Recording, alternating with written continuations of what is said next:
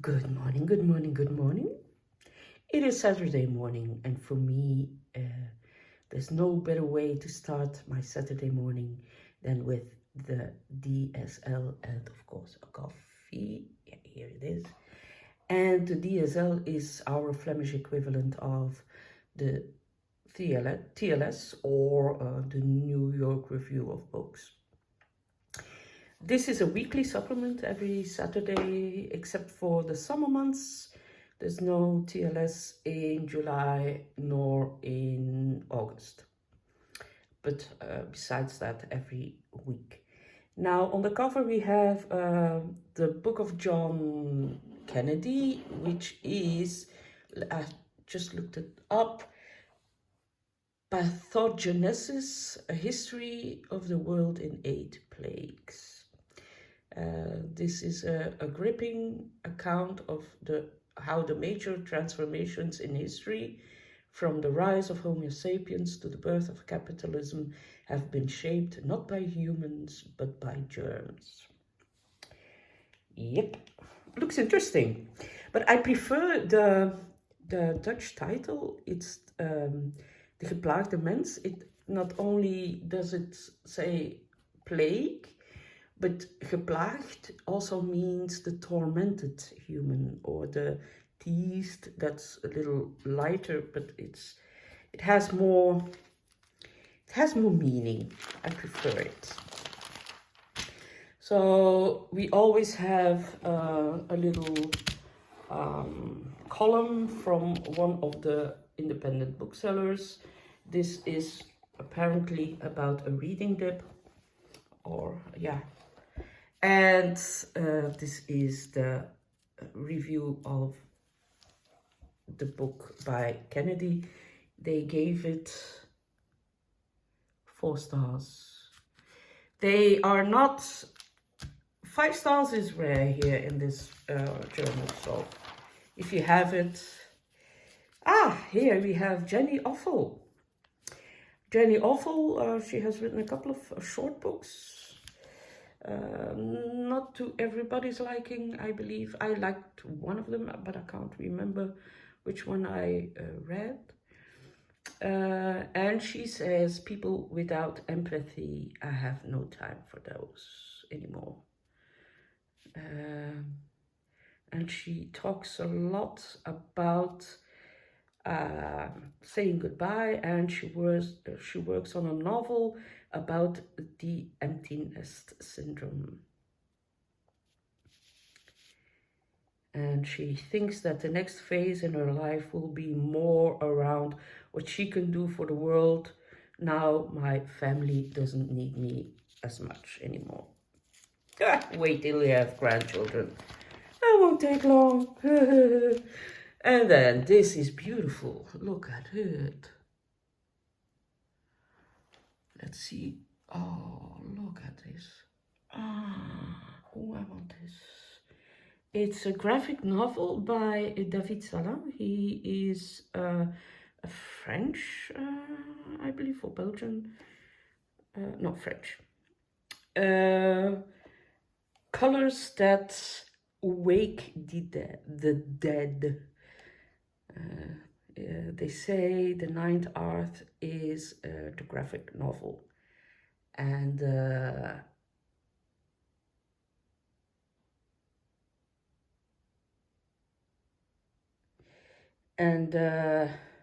yeah, so it's not yet translated. It's translated into Dutch but not into English, but this looks beautiful. Beautiful. Look at that man here.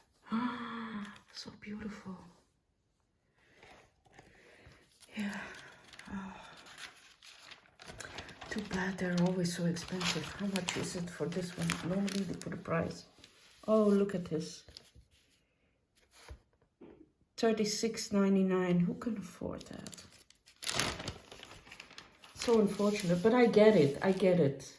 And this is about the booming of English literature, or literature in the English language in Belgium, thanks to Book Talk.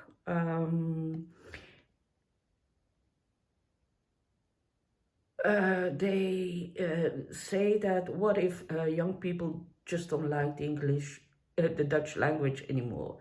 That's a bit crude because they just are influenced by the revival or the popularity of book talk, and we in the Flemish part of the world, we don't have very good how you call it, as fantasy writers. So yeah, that will blow over too, as anything. I would never see any difficulty with that. And at least they learn an extra language, so I don't see the point. Thomas Bernard, they did a retranslation of Correction. This is also available in English. This is apparently not a very good book about Sicilian letters. And then we have Anne Breast's another postcard letter about saying that anti-Semitism is back in France, and being not caring is also a form of collaboration. And then here we have another beautiful, so it is about the poets. How is this called? Konstantinos Kavafis. He's Greek, and apparently he was gay, and he talked about that in his poems. Look how beautiful. So yeah, he wrote Ithaca, or Ithaca, and he was a huge influence for Leonard Cohen. This is Oscar van den Boogaard. He is a Dutch author. I don't know if he is translated into English yet, but that's the man. And then they are talking about Alex Schulman, Station Malma, the new, or Malma Station, the new Alex Schulman, and they think it's too much of the same as the previous one. So yeah, they think it's a pity. Now here they have a top 5 that is done by all the independent bookstores, or a bunch of them. Here they are. And so for them now, the number 1 is Sebastian Barry, God's Old Time, I believe, or Old God's Time. I've read it. I really, really enjoyed it. Merete Lindström, Days in the History of Silence, also brilliant. Anthony Passeron, Sleeping Children, no idea what it's about. Oh yeah, it's a gripping history of a butcher family on the French countryside who was brutally confronted in the 80s with a new disease, AIDS. And then we have Marente de Mooi. She is a Dutch author. And Rosa Montero, she, Being Normal is Dangerous. She is, I believe, a Spanish journalist. And then this is the non-fiction section. Paul van Ostaaien, a beautiful book, but way too expensive for me. $44 or euros. Nastasia Martin, it's a beautiful book. I talked about it in one of my previous videos. Bashaboor pose, about how we look at each other and how we think we should behave or we should act.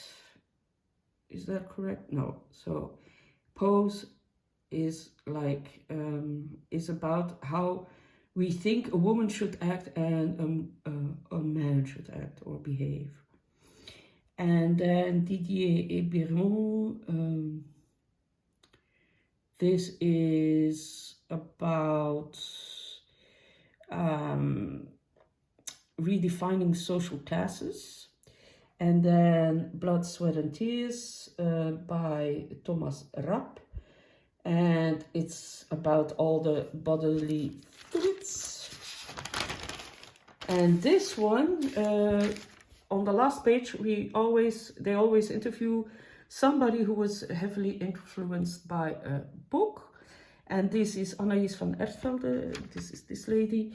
And she is a historian, and she was very influenced by the book Feminist Queer Crip by Alison Kafer. It made her, it came out in 2013, and it makes her look differently at the world. So yeah, that's it. I hope you like this one. It's impromptu, so no editing, no special treatment whatsoever. I just post it and you watch it or you don't. I'm back tomorrow for my coffee clutch. As usual, I'm looking forward to that. I always look forward to my Sunday coffee clutches. And don't forget to watch my video of yesterday about the Thomas Mann family. I will do a second one where I dive deeper into the fact how it was difficult for the children to live with a father that was so omnipresent and so loved. And yeah, I can imagine if you want to become an author yourself, that you are always compared with one of the greats. That's not easy.